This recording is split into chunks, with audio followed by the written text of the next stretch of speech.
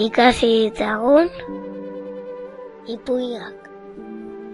Munduan beste asko legez, behin omen ziren Serafin eta Antxon izeneko bi anaia. Serafin eta Antxon konkordunak ziren. Bakoitzak konkor handi bat zeukan bizkarrean jaio ezkeroztik. Bi anaiak bakarrik bizi ziren baserrian. Serafin infernuko etxaia baino gaiztoagoa eta alferragoa zen. Betia serre zegoen. Antxon berriz onpuska zen, eta berak egiten zituen baserriko lan guztiak. Serafinek ez zion arnasa hartzen ere uzten Antxon gaixoari. Antxon, zoaz ukullura behiak jestera! Antxon, garbizazu etxea! Antxon, presta ezazu bazkaria, mugi, alferrontzi arraioa! Antxonek isil-isilik egiten zituen lan guztiak. Behin hala esan zion Serafinek. Antxon, egurri gabe geratu gara! Zoaz basora eta ekarri egur sorta bat konkorraren gainean. Agudo, demonio! Antxon joan zen basora, eta egur sorta osatzen ari zela kantu bat entzun zuen. Tzingili tzangala, tzingili tzangala. Antxon hurbildu zen kantu hura zetorren tokira eta sorgin batzuk ikusi zituen kantari. Sasi batzuen atzean ezkutatu zen belarriak erne jarrita. Tzingili tzangala, tzingili tzangala, tzingili tzangala, tzingili tzangala. Antxon oso gustura egon zen kantu hura entzuten pixka batean. Baina sorginek lelobera errepikatzen zuten behin eta berriro eta aspertzen hasi zen. Berari iruditu zitzaion, tzingili tzangala 3 aldiz errepikatu ondoren, kantua politagoa geratuko zela leloari zankalon hitza erantsi ezkero. Eta froga egitea erabaki zuen. Tzingili tzangala, tzingili tzangala, tzingili tzangala, zankalon, kantatu zuen Antxonek. Batean isilik geratu ziren sorginak. Nork esan du hori? Galdetu zuten. Nork esan du zankalon? Antxonek sastraka artetik irten eta eskua altxa zuen. Nik, esan zuen beldurtuta. Eta nor zarazu? Galdetu zioten sorginek. Antxon? Antxon naiz? Orduan oso pozik jarri ziren sorginak eta eskerrak eman zizkioten. Eskerrik asko, Antxon, mil esker! Oso belarri fina daukazu musikarako! Esan zion sorgin batek. Behi horixe! Horrela asko zere politagoa da gure kantua! Esan zuen beste batek. Sari bat merezi du! Hirugarren batek. Bai, sari bat merezi du! Errepikatu zuten denek. Eta orduan kantari hasi ziren sorgin guztiak. Ai, Antxon, zelemon, tzingili tzangala zankalon, konkorrori konkon, kendu fuera dringilindron!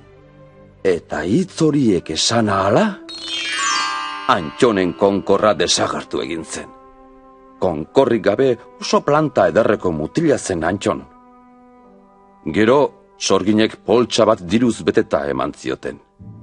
Antxonek eskerrak eman zizkien eta etxera joan zen pozak txoratzen. Bere anaia Serafinek Antxon konkorrik gabe ikusi zuenean, hasieran ez zuen ezagutu ere egin. Baina Antxonek nortzen azaldu zionean, ero baten moduan hasi zen garrasika. Nola egin duzu hori? Nola kendu duzu konkorra bizkar gainetik? Antxonek ze gertatu zitzaion esan zion. Nola entzun zituen sorginak kantari eta hau eta bestea. Antxonek azalpen guztiak bukatu baino lehen, ziztu bizian abiatu zen Serafin basorantz sorginen bila. Basora iritsi zenean sorginak kantuan entzun zituen. Orain lehen baino atseginagoa zen haien abestia. Tzingili tzangala, tzingili tzangala, tzingili tzangala, zankalon! Kantatzen zuten sorginek pozik. Serafinek lehen galdu nahi zuen bere konkorri txusiura, eta ez zuen pentsatu kantuaren doinua nola hobetu. Korrika eta presaka, burura etorri zitzaion aurreneko gauza bota zuen ahots zakar-zakarrarekin. Zingili tzangala, konkorra kendu niri eta hor konpon zingili tzangala eta tzangalon! Sorginak isildu egin ziren derrepente. Oso haserre zeuden beren kantu politura norbaitek alako zabarkeria zitsusitu zielako. Nork esan ditu astakeria horiek? Nor izan da astazakila? Orduan, Serafinek eskua altxatu zuen lotxagabe. Ni izan naiz, Serafin! Zuk astabelarriak dituzu! Gure kantu polita guztiz zabartu diguzu! Esan zion sorgin batek kopeta ilun jarrita. Bai horixe!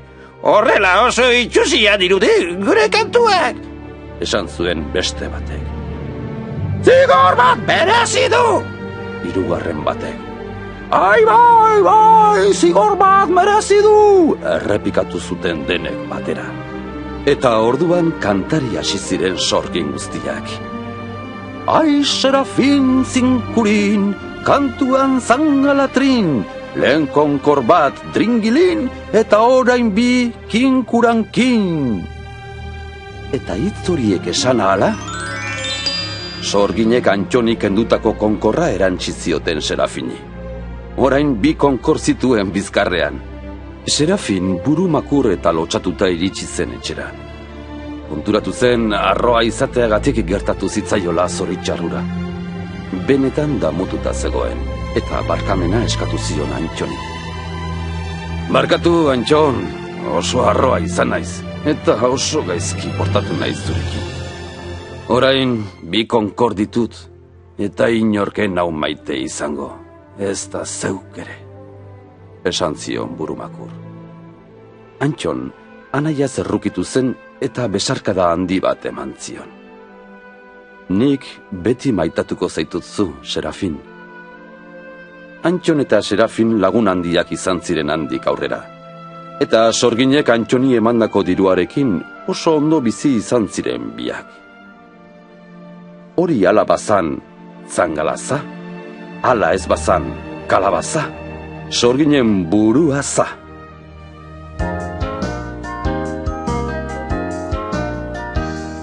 Konkordunak ziren, basoko anaiak, infernuko etxaia, izarren dirdaia, onpuska zen Antxon, alferra Serafin, beti jolasean, bere pilotarekin, zingili zangana, sorginak kantuan basoan, zingili zangana, abeslari gauzoan.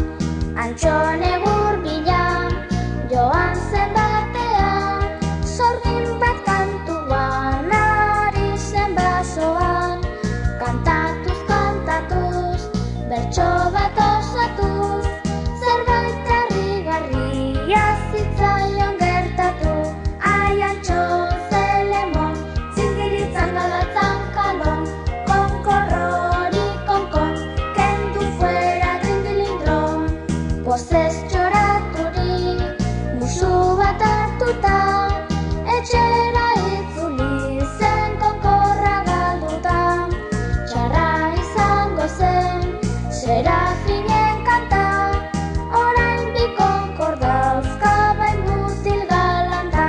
Ai, Serafin zinkurin, kantuan zangalatrin, lehen konkor bat dringili, eta orain bi kinkurankin.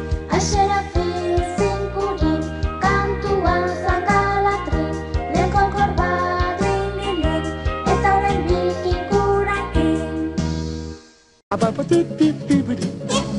Now I'm the king of the swingers, oh, the jungle VIP.